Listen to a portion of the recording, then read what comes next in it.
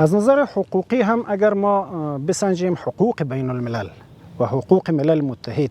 از نظر حقوقی هر کسی به یک جای آسیب میرسانه، آسیب ها را باید غرامت پرداخت کنه و برای بازسازیش اقدام عملی را انجام بده که در این قسمت کشورهای همسایه چی او اتحادیه جماهیر شوروی و مو کشورهای همسایه ما هست از بدنه از او که جدا شده،